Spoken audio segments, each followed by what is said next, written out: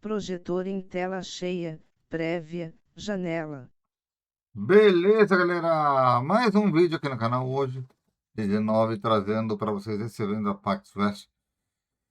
Lembrando, amanhã, dia 20, temos um evento mais no Pax West, 21 também e 22 também. No dia 23 teremos evento da Pax West. Vai depender muito do que acontecer nos próximos dias que estou gravando esse evento. Está bem? Então, bora aqui com o evento da Pax West. E já está na agulha faz um tempinho aqui. Play Então, button. bora lá. Pause Please button. welcome to Video. the stage Isaac Childres, designer of Gloomhaven and owner of Cephalofair Games. Levantamos a Pax em geral, hein? Hello. Welcome to PAX. And welcome to Storytime. I'll be your storyteller today. And I thought I'd just spend our time together here talking a little bit about my early game design history, give you some anecdotes, show you some pictures of like early Gloomhaven development. So let's get started. Our story begins around 2012, 2013. I was working in my physics lab. Oop, that didn't work. Press the wrong button. There we go. That's me, 2012, working in the basement of my physics lab. And I was getting kind of burnt out on physics. This was sort of the tail end of my physics grad school career. And if I can tell you something about physics, this is not going to be a physics lecture, but the beginning of your physics education is really exciting. You're learning about like mechanics, how like physical objects interact with each other, and you get into like electromagnetism, which is really exciting. But like the bleeding edge of like physics knowledge is very overwhelming and complicated, and I wasn't into it anymore. Yeah, so around that time, around that time, some other things were happening in the world. Kickstarter was kind of blowing up at the time. There's some my physics research if you're at all interested in that. And yeah, there's this game called Dungeon Roll. I don't know if anybody remembers this game. 2013. It was the game itself was all right, but what was really great was the Kickstarter that they ran for it. Tasty Minstrel really just innovated the idea of like stretch goals and getting the whole community like really excited about getting other players to come in and back this game. And yeah, other things. There was Jamie Stegmaier, Stonemaier Games, putting out these just amazing, like beautiful products, and really just like honing in on on really utilizing the marketing of Kickstarter to sell his product and do really well at that. And so that was sort of interesting as just a bystander. You see these things and you're like, oh, like one person, one guy, like did all this. Like he figured all this out and made these games, and it's interesting. It could be like an interesting challenge that maybe one day, if I come up with a game, maybe I'll try that too.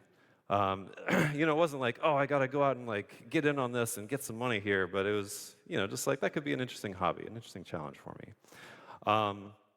Around that time, I also started going to a weekly board game group. I'd always been really into board games, but it was kind of playing the same like 5 or 6 games over and over, like Puerto Rico and Agricola. But this group had a lot of these guys who just kind of like were always buying new games. And so every week I'd go there and I'd get to play like 2 or 3 new games, and it was just like a lot of like new, cool board game ideas kind of bombarding my brain and really started to get me thinking. And yeah, so it's sort of like happened naturally, like all these sort of ideas started coming in and coalescing, and I'd take like this idea from this game over here, which I really liked, and that idea over here, and kind of form it into like my ideal board game experience. And so this was Forge War. This was the first game I designed. And it was really like a lightning bolt moment. I still remember like I was sitting in this like boring physics meeting, and this idea just like came to me. It was like, oh, what if I did this and this and this? And it all worked together, and I just started like frantically writing out notes on this piece of paper, went home, and like within a week, like I had this prototype built, just kind of pulling random artwork off the internet and throwing it on cards, doing my own like graphic design and everything. And you can kind of see some of my initial graphic design here. Embarrassing use of papyrus. I was not a graphic designer, but I made it work. So, you know, the initial playtest of this game probably took like 8 hours, and it was miserable. But there was something there. There was something there, and so I kept working at it. And you know, this was like a year and a half of just like me kind of working on this as a hobby, you know, playtesting it and showing it to my friends, whoever would look at it. Not a lot of people did, but I got some people to come in and look at this game and played it together and refined it over time. And yeah, it was going along. I'm thinking, yeah, maybe I could put this on Kickstarter. Maybe I could do this. I could actually get this published. Like, that would be super cool. And I started thinking about, oh, well, you know, how would I actually, you know, I have a game, but how do I, like, actually publish it and, like, ship it across the world to, like, everybody who orders it? That seems like a big problem. So I started doing some research and eventually found Jamie Stegmeier's Kickstarter Lessons blog, which was just like monumentally helpful to me, sort of, you know, just hundreds of posts about like everything you need to do like before and during and after Kickstarter, and really showed me like everything that I still needed to do to actually get this on Kickstarter and have it be successful. Let's see here. So here's an early prototype with actual artwork that I made, but I was still using my own graphic design. I was kind of like stubbornly being like, I can do the graphic design myself. Like, you just put some icons on cards, it's all fine. But Jamie Stegmeier was the one who, you know, convinced me through his blog posts that like, no, you need to hire a real graphic designer and actually make the game. In addition to all the other stuff about like logistics and you know, it's all very helpful. So eventually, you know, we got there. Like, it took another like 6 months longer than I expected to get everything in line, but around like middle of 2014, like we did get it up on Kickstarter, and it did way better than I expected, largely thanks to Richard Ham of Rahdo Runs Through. So I still remember, you know, I sent him an early prototype of the game, and I remember like the night before the Kickstarter launched, and he had sent me his YouTube videos that he was going to post the next day when the Kickstarter launched, and I'm sitting there like watching them with my wife, you know, sort of just like checking to make sure that all his information is correct. And he just starts like raving about this game, like, this is the best game of the year, this is so good, like everything I love about games is like right here.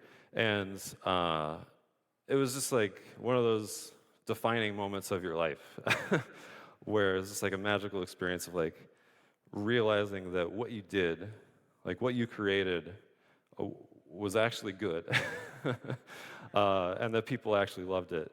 And not only that, it was like the night before the Kickstarter launched. You know, you could not be more nervous about like, is this actually going to succeed? Like, there's probably a 50-50 on whether it's actually even funds. You know, like seeing that video and seeing that like the last 2 years of work that you put into this, you know, it was going to be successful. It was gonna make it. And so that was a magical feeling. And yeah, we raised over $100,000 on that Kickstarter, and and then we actually had to make the game.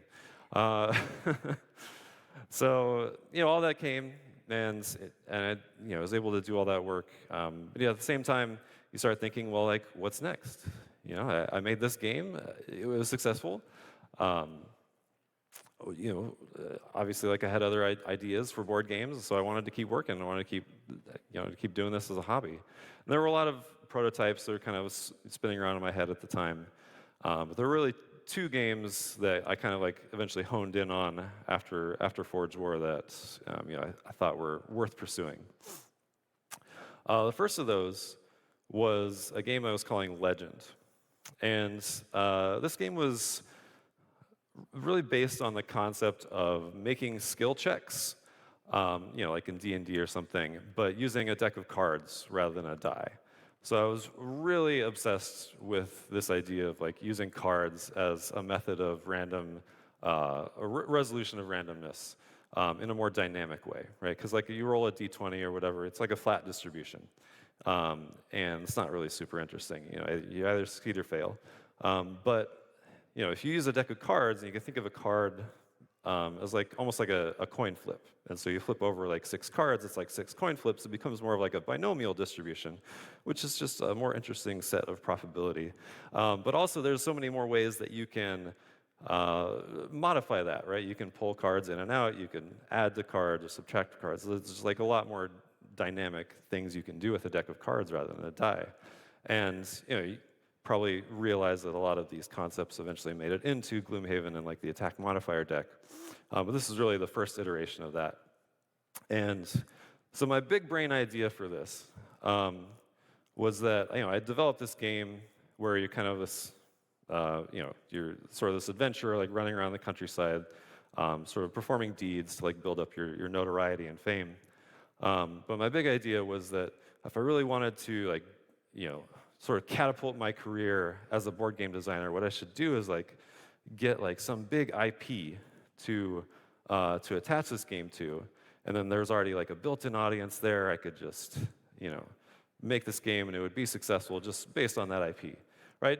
And this is somebody like not knowing anything about how to actually like acquire IP or having any sort of clout to have any influence with these big companies that own these IPs. So the IP I was looking at that I was super interested was Patrick Rothfuss's Kingkiller Chronicles. The Name of the Wind was like my favorite book at the time, and I just thought like it fit perfectly within that theme of just like running around the countryside and doing all these deeds. So I spent a lot of time trying to get their attention. You will not be surprised to learn that they never actually did get back to me, and this game never got published. I would still like to publish it at some point. I have my own IP now, so I don't really need them. It's all good. So this is a prototype of that. If you're a fan of the books, you might recognize this map of the worlds of Temerant. But yeah, and it's obviously like a deck building game. Like it's solely focused on this deck of cards that you sort of do skill checks with, and so there's got a big card offer there on the side as well. But anyway, so that was Legend, and definitely had some influence on Gloomhaven as well. But then the other game I was working on was called Dungeon Hunters. And so this was a tactical combat game, and this is kind of in response to a lot of tactical combat games I was playing at the time, and I was like super interested in that genre, despite like being more interested in like sort of Euro games and designing mostly Euro games up to that point. I started playing like Descent and like Mice and Mystics with my wife, and it was just like it's a really exciting genre. It had some flaws, but I wanted to try to fix that with my own game. And so this was a squad-based tactical combat game where each player had a group of characters, and each character had like 2 actions per round, and you also had like a deck of cards, and so you could play like 1 card per round as well. And you can kind of see some of the influences of Gloomhaven here. This is like a list of the clans that I created for the game. I'm not going to go through all these, but you look at like the Iron Claw clan. It's a diminutive clan of humanoids, and they're a large, angry bear god. It might be familiar to people who played the Wild Fury. There's a Bannerheart clan, where you've got like a group of people who kind of get into specific configurations to give themselves bonuses, very similar to the Banner Spear in Frosthaven. So there's a lot of influences there. Let's see. These are some of the cards that early prototype cards that I designed. You can see some formations from the Banner Hearts, and like also this idea of like persistent abilities where you put it down and you like resolve it over time. So the thing that kind of hung me up on this game was I really hated like dice chucking in these other tactical dungeon crawl games that I played, and I was resolved to like have no randomness in this game. Like there's no dice, there's no cards, like nothing. So it was all just deterministic, But like, how do you make that exciting? How do you make that interesting when you know the outcome of all your actions? And my solution was just to make it like super complicated. Uh, so, right? I mean, if you don't understand all the different mechanics that are going on, then it'll still be a surprise to you how much damage you do. Um, so I had like 50 different like keywords that were kind of attached to like the different characters and all the abilities. And I would run playtests of this where I was at the table and I had all the information in my head. So when my playtester went to attack something, I'd be like, okay, that and that and that and that and that. And that. Okay, you do four damage. And they're like, okay, I do 4 damage, right? It was great for them. They had a lot of fun because they didn't have to do all the thinking. And yeah, I never did blind playtesting on this, but I imagine it would have gone very poorly because like nobody would have understood how to resolve that. So I understood that was a problem, and eventually kind of like fell off this design for a while. But there were some other game design ideas I was kind of playing around with at the time as well, in response to dungeon crawls. And so one of the other things that really grated me about dungeon crawls was this concept of like most of the time in the game you're just like moving and attacking and like rolling some dice, and then you move and attack. And you look at a game like Descent, Second Edition, where you have like the special ability, your heroic feat, but you only get to do that like once per scenario. So like once per scenario, you get to do like something really cool that's like really exciting, and then the other 2 hours of the scenario, you're just like moving and attacking, moving and attacking. So I was like, why can't we take that fun, exciting part and make that the entire game? Why can't all of your abilities be special abilities? And so yeah, I really wanted to like start thinking about that. And then the other idea that I was sort of playing around with at the time was multi-use cards. So there's a lot of multi-use cards out there. Played like Glory to Rome and all that sort of stuff. But weirdly, like the one game that kind of stuck in my brain more than everything else was this game called Rocket Wreckers, which is not a published game. It was made by Rob Couch. And it was on the web series Tabletop Deathmatch, which was something that Cards Against Humanity did, where they like brought in like 10 or so like amateur game designers and had them pitch at Gen Con to like a panel of judges, and they picked a winner and all that, and it was all filmed. And so this game was one of those. And the concept of this game was like a 1v1 two-player game where you had 2 characters like on a rocket, and the rocket was like going to like blow up something, and one person was trying to get it there, and the other person was trying to crash the rocket by like crashing it into the ground. And you had these cards where each card had an action on it and then a distance. And you would play 2 cards together, and you'd play one for the action and one for the distance. And so you'd have like really good cards that had high distance because you wanted to get the rocket to where you wanted it to go, but then that might also have like a really good action on it. So you had to decide whether you wanted to do it for the good action or the good distance. So it's a really interesting concept to me. It sort of opened up an interesting decision space. I didn't really think about it too much, but it sort of got stuck somewhere in the back of my brain. And then I went to a game design meetup where I was playtesting this other guy's game that was about crowd surfing, where you had like a group of people that were like trying to like surf through the crowd and get up on stage. And he was trying to figure out like the best way to sort of resolve that sort of movement through cards. And it might have been because we were talking specifically about like distance, but like that pulled that memory out of the back of my brain. Like, what about Rocket Wreckers? Like, what if you had like 2 different cards, and maybe like you had like played one for distance and one for direction, and so you could kind of move these guys around the board. It's just like how ideas work, right? The more you talk about them, the more you think about them, like the more they get cemented in your brain. So you go home and you start thinking about like, well, could I use that mechanic myself?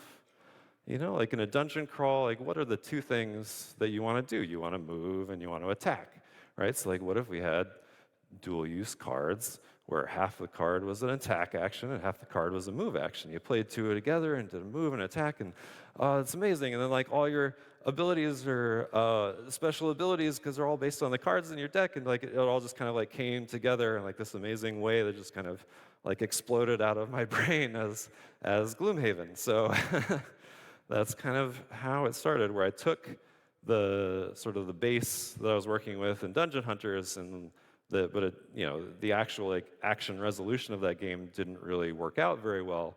And then I had found this kernel of this idea of how to resolve actions in a very interesting and meaningful way. So again, just like with Forge War, I sat down and just started making out a prototype.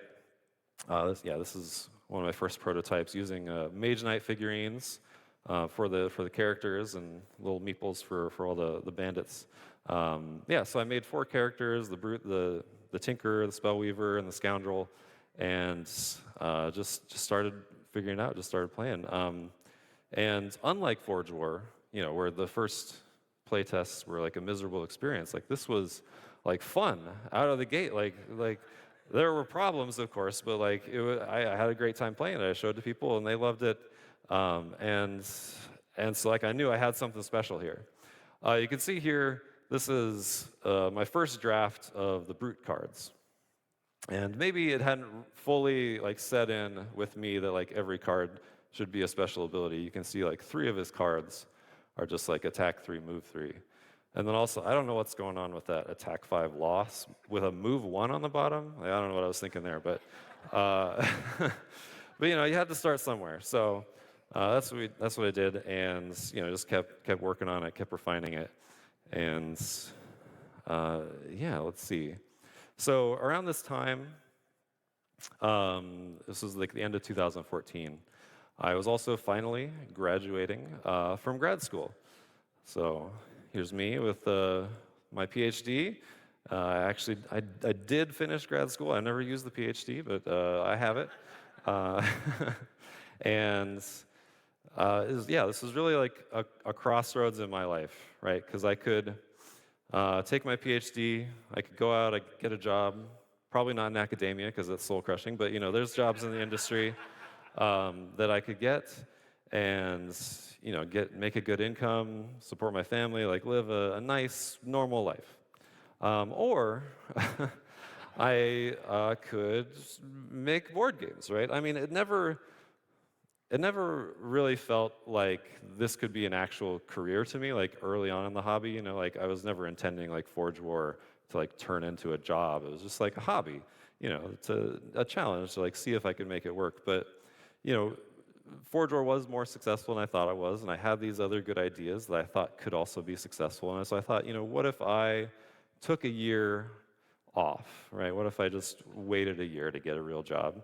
And I was lucky enough to be at a point in my life where I was financially able to do that. Like my wife had a good job, we didn't have any kids, and it was viable to just like spend a year to see if this works. And so that's what I did. I also had to decide like whether I wanted to keep working on this King Killer game, which at that point I realized like I was never going to get the IP for. So it was just going to have to be my own theming, which was less exciting to me, or work on this hot new thing I was thinking about, this big dungeon crawl game. And so that is what I did. Here's a picture of me playing D&D in somebody's basement. I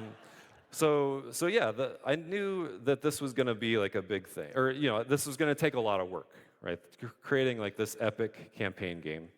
But I had a lot of experience with that, like crafting campaigns, being a DM in many D&D campaigns, and so sorry. The question was like, how can I like make a box full of stuff that sort of replaces a dungeon master in like a big epic campaign game? It's a huge like monumental task, because I didn't want anybody to have to like take on that role at the table. I didn't want somebody to have to like run all the monsters themselves and sort of make those decisions. So it all had to be fully automated, but I also had to like put the story into the game itself, like and put the campaign, the world building and all of that. So the first part of that was sort of building that foundation of like, what is this world? who are these people? And so this is one of my first like world building documents, where I just started sitting down and thinking about like all the peoples who exist in this world, and how do they interact with each other? How do they sort of build up like the history of this world up to the point like where this campaign actually starts. This document is not very friendly to vermlings. I'm sorry about that. We eventually learned to give vermlings their due. But yeah, and the key thing here was like I wanted to do all this myself. Like I didn't want to have elves and dwarves and orcs and goblins and stuff like that. Like, why should I let J.R.R. Tolkien have all the fun? Like this was fun to me, like just creating these worlds, and so I wanted to put in the time and do that myself. So once that was completed, then sort of started to have to think about like, oh, I did take that slide out. Whoops. Sort of think about how to what is the actual story of the game, and it's interesting to me, like I was not like super like gung-ho on the actual story of the game, I guess is what I'm trying to say. What was more important to me was like the structure of the story rather than like the actual plot of like some like world-ending big bad boss at the end that you had to go and kill.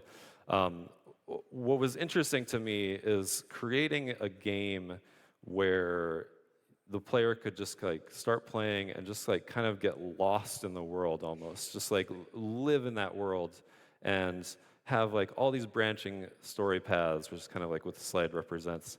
And where you play a scenario and that unlocks 2 new scenarios, and you play one of those and it unlocks 2 more. And you just get like this feeling of just like this big open world that you can do whatever you want in. It's kind of like a West Marches approach almost. And so yeah, there's like a through line in there where there's some big bad boss at the end, but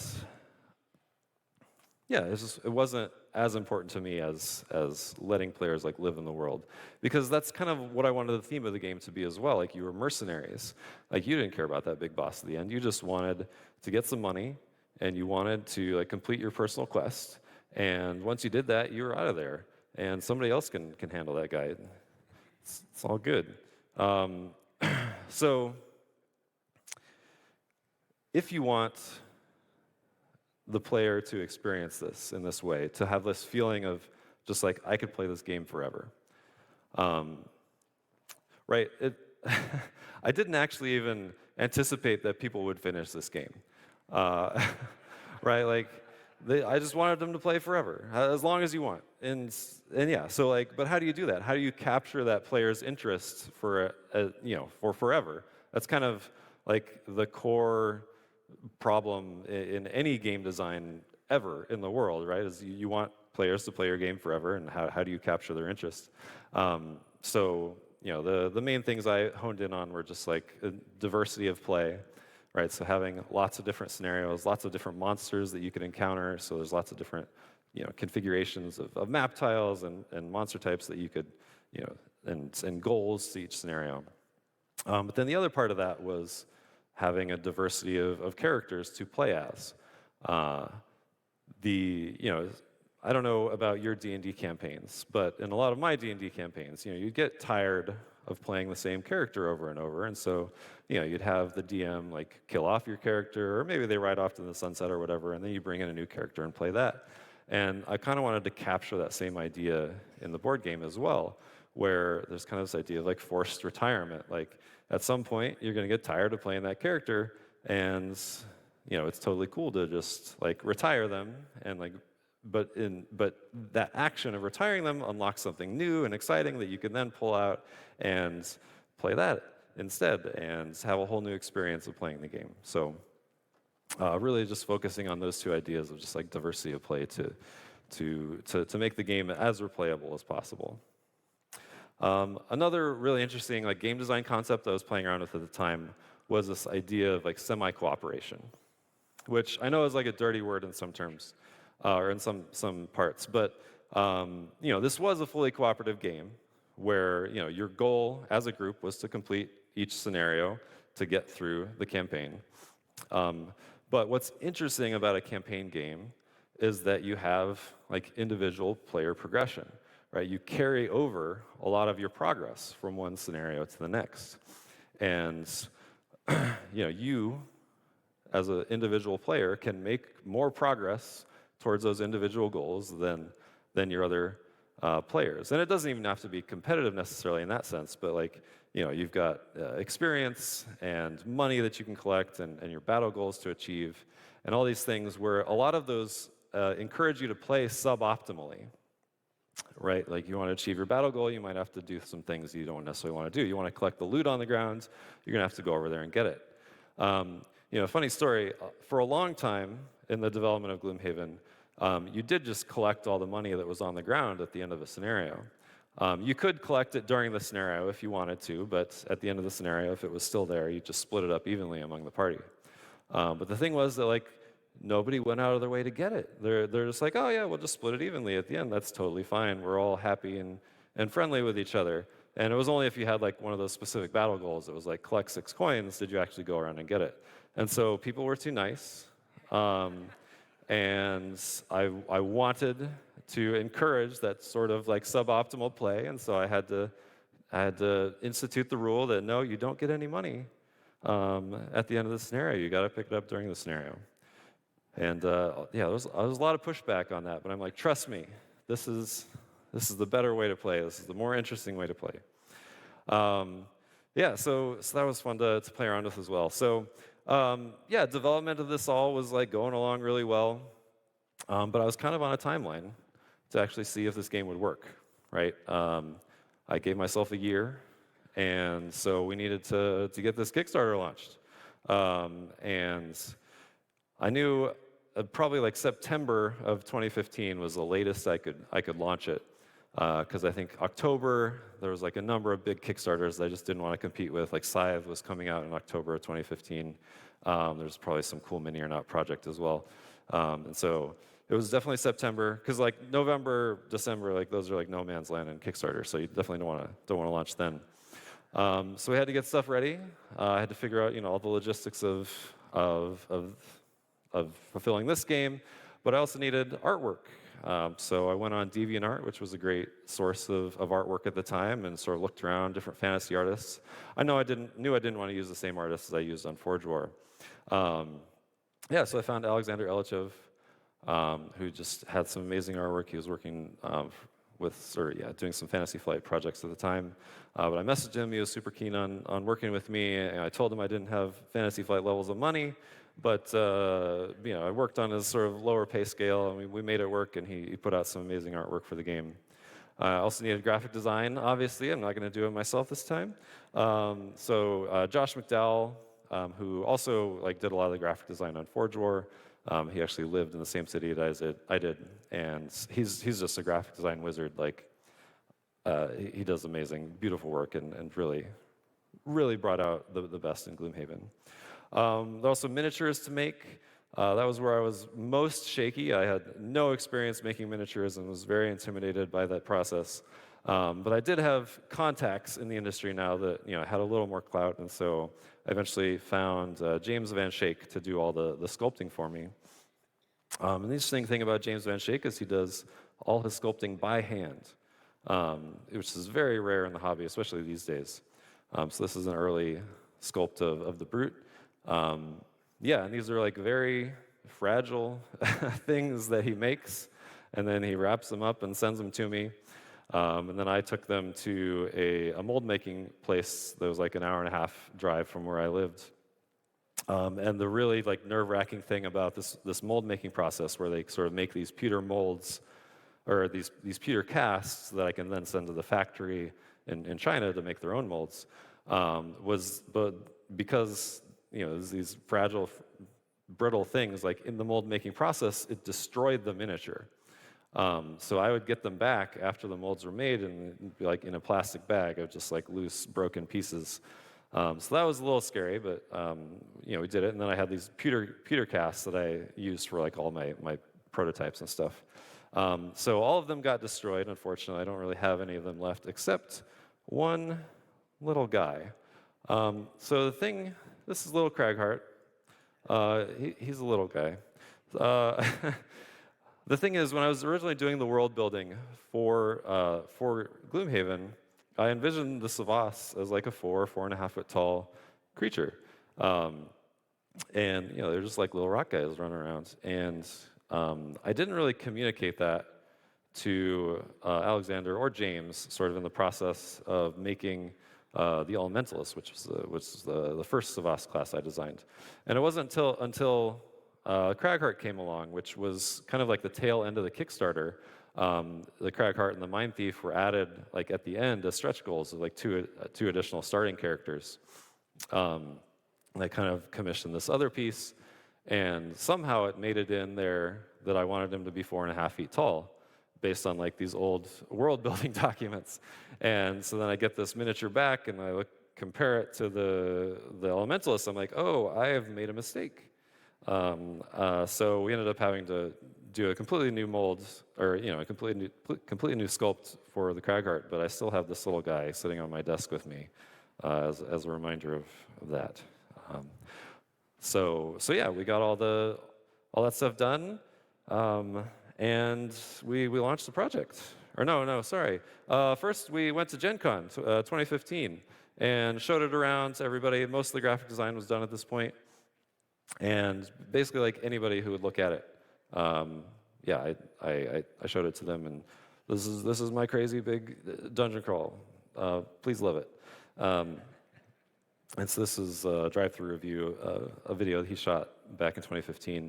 Then I started making prototypes, sending those out to reviewers like Richard Ham, of course, and of course he loved it. And basically, then we launched the project. It did great. I will admit that I launched it probably a little bit too early, right? Like I really wanted to get it out that year. Obviously couldn't go past September. There were some things that I hadn't fully figured out yet.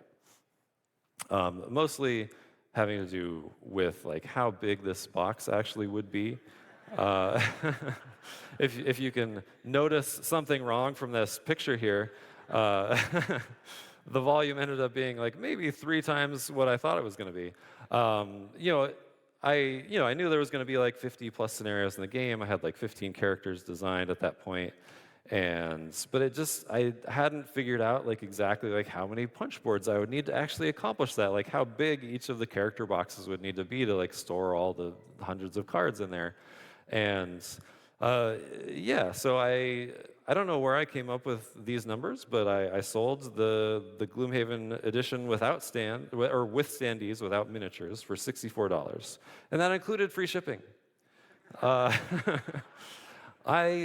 did not make money on those sales, and the $80 version with miniatures, I maybe made a little bit of money on that. So yeah, it was basically a wash. But I didn't know that at the time. At the time, I'd made $400,000. It was great. I was really excited. I'd sort of like found my community, right? Despite not having the King Killer IP, I'd found this 5,000 person audience, and we could grow from there, and we could make a real business out of this. Like I had succeeded in my goal, which was just like a really exciting, like really affirming feeling. And then, of course, we had to make Gloomhaven. So what exactly did I have at the time? Like I said, there was 15 characters that I designed. Most of the scenarios weren't designed at that point, and like I basically had like no writing done. And like I'm not a good writer, or I'm an okay writer, but like I don't enjoy writing. And as you know, there's a lot of text in Gloomhaven, and just like going through all that was a big slog. I had fun with it, but it was a lot of writing. It was a lot of writing. So I had projected during the Kickstarter that it would take like 6 months to fulfill the project, which was crazy. Like I don't know where that number came from either. And so it ended up taking more like 18 months, and people got a little bit impatient with me, which is perfectly understandable. Like in hindsight, seeing the final box of Gloomhaven, the reaction is more like, holy shit, you did all of that in 2 years? Like, that's crazy, right? But at the time, it was like, it's been a year and a half. Like, where's my game? Like I said, it's totally understandable. But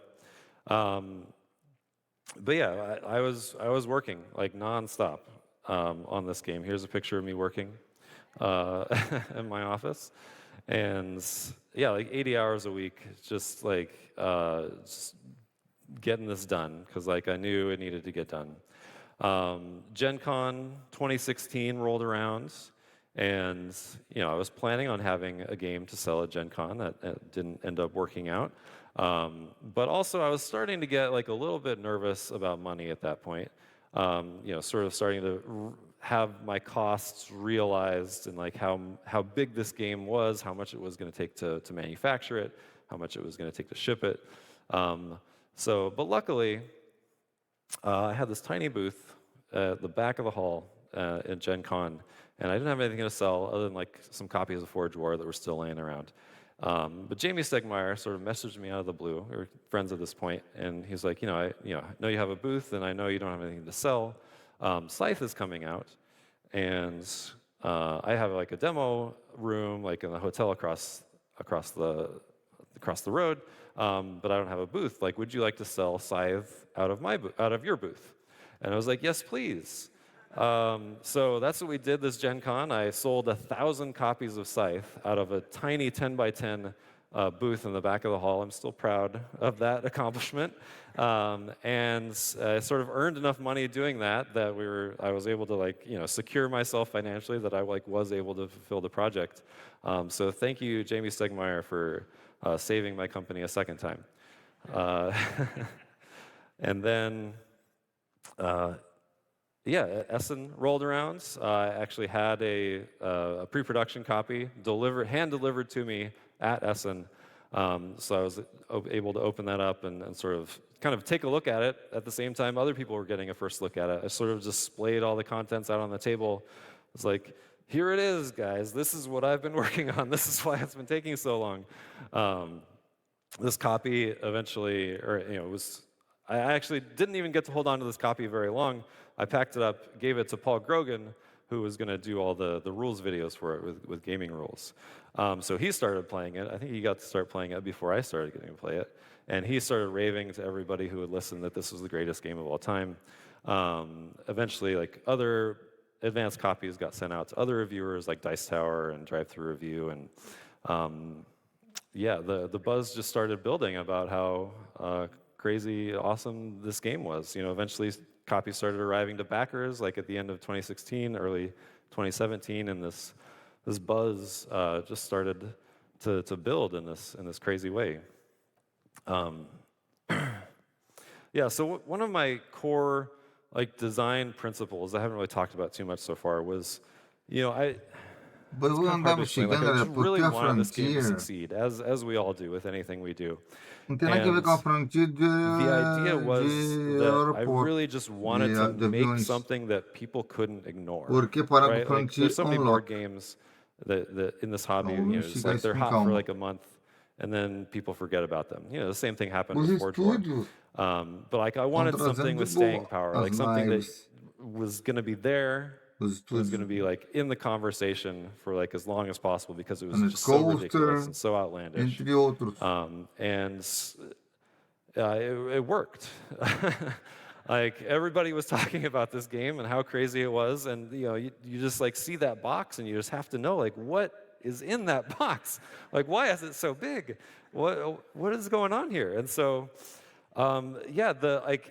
this was like nothing I could even describe like what happened in like early 2017 when like the buzz just like turned into just a cacophony of just like everybody clamoring to like get a hold of a copy of this game. The thing was, right, I was only able to manufacture 10,000 copies. That's what I could afford to make. About 8,000 of those went to my backers and my pre-orders. And so I had 2,250 copies of this game going into retail. I went through a retail or a distribution broker because I definitely didn't want to handle all that myself as like a single person company. And Achei muito what he would pouca, 2.000 do cópias, with all his hein? games, he'd send out calls for orders, and he'd just get orders from distributors, and then he'd do like a percentage allocation. So like if he got like twice as many orders for a game than he had copies of, then everybody would get just 50% of what they ordered. So for Gloomhaven, I had 2,250 copies, and he got 25,000 orders, which was about an 8% allocation.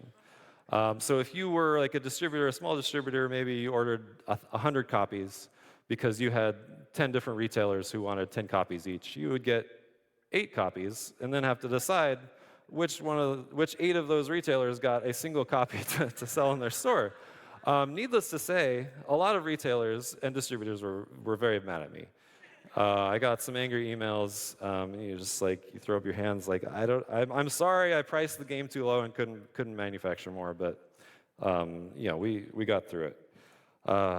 Yeah, and so it even became like a joke of like how hard it was to get a copy. This was a no pun included video. Where it was just like FK wandering around, looking in bushes, looking through the grocery store, like trying to find a copy of Gloomhaven. Iniciar janela do dispositivo. Pesquisar aplicativos. Often ask me, Telegram. like, did you anticipate like how successful Maria Gloomhaven would be? Natália Garvelotti. And the answer is like, of course not. Like, how could you? Like, the magnitude of the ridiculousness of this was, I knew I had a good game, right? I knew it was going to do better than Forge War. Obviously, like, the Kickstarter did better than Forge War. But, like, I knew it was a game that I loved, and that what I loved was not necessarily what everybody else in the hobby loved, right? Like, this was a game that I designed for myself, and it was intimidating, right? I mean, it is like a giant box. And it's full of chits that I didn't even give you bags to store. You had to figure out your own solution to store hundreds of these little chits. I probably like increased the market share of the board game insert industry like significantly with the release of this game. But yeah, like I knew it was an intimidating thing. It's a crunchy, like heavy, thinky thing that like not everybody is gonna love. Like I figured, this 10,000 audience that I'd found was kind of like was gonna be it. Like I was gonna sort of build my community out of that, and just to like see the swiftness with which like it rose up like the BGG rankings, and just like it really felt like every single person in the industry like wanted a copy of this game. There's no way you can anticipate that sort of thing. Like it's like a once in a million like lightning bolts of just like all the perfect confluence of all these different factors coming into just like making this game like the craziest thing I've ever experienced. So yeah, it became very obvious that we needed to do another printing. And there were a lot of ways to do that, but I figured the best way was just to go back to Kickstarter, right? And so we launched a second project, and it did even better, right? $4 million, which is an insane amount of money. It's just crazy. I mean, yes, technically it's not $4 million. I'm still a little miffed about that $205.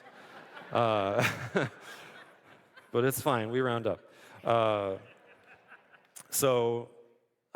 Yeah, and this was really like, obviously, like another just like huge life-changing experience for me. The second Kickstarter, where like I was pricing things appropriately, and this was actually going to give me like financial stability to like build a company off of, and turn this into like a real Eu queria uma conta no Kickstarter para ver se eu consigo that could support my family, right? So my wife was able to go back to grad school, which she'd always wanted to do, and we eventually had a kid, and we got to move out to California, where the rest of my family lives, and yeah, we got to like Polêmico hire contra quem receba employees. I dinheiro hired Price Johnson was my first que me hire. He's ajude. now the COO, just a vital part of the company. We now have 7 employees, and yeah, it's just been a great experience that kind of is facilitated by this amazing community that sort of just exploded out of that initial buzz for this game, and yeah, the amount of love that people have for this game, and how much it's meant for them in their life has just like been really, really inspiring. So yeah, we were able to go on and make other things. We came out with Founders of Gloomhaven after that, which is a game that I love, even if not many other people do. We came out with Forgotten Circles. I was working on Frosthaven at the time and knew that was going to take a long time to finish, and so we wanted to, release at least a little bit more content for the game. And Marcel, who's always been like a great helper and a good friend of mine, was able, or had sort of created his own custom content. So I'm like, yeah, let's publish that. It ended up being a lot more complicated than that, but we figured it out.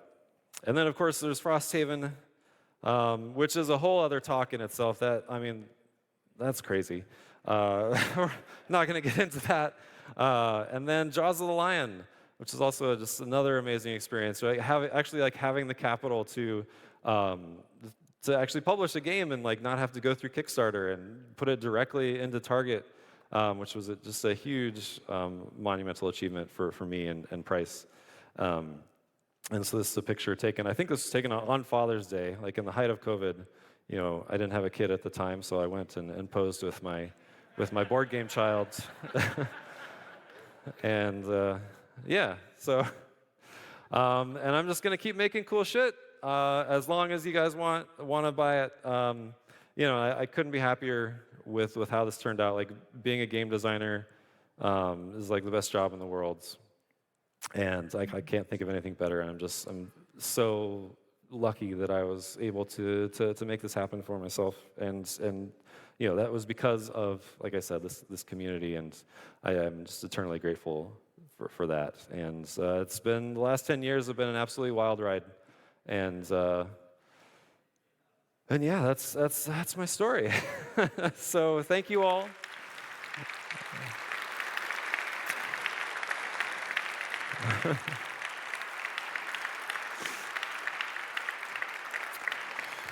Yeah, thank you all, and yeah, have a great time at PAX. Enjoy some games, and yeah, if you have any questions, if you want to talk at all, I'll be at my booth. I think it's 2833 is the booth number for Cephalo Fair Games. Feel free to stop on by, say hi, or whatever you want to do, and yeah, have a great time. Thanks.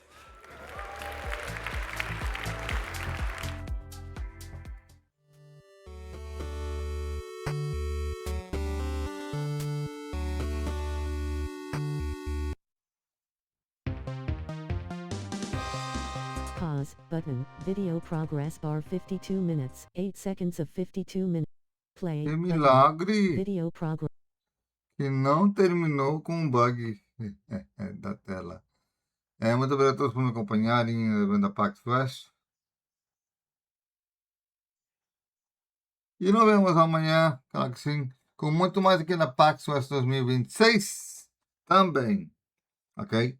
Mas antes da PAX Flash 2026 chegar, temos a PAX Flash 2025 completa, a PAX em geral e também 2026 também.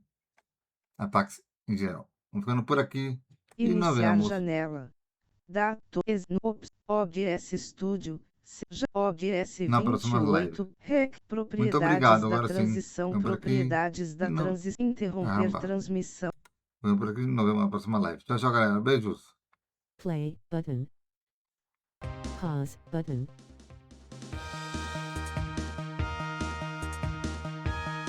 Next in 20 LDAK close. Pause play button. Video.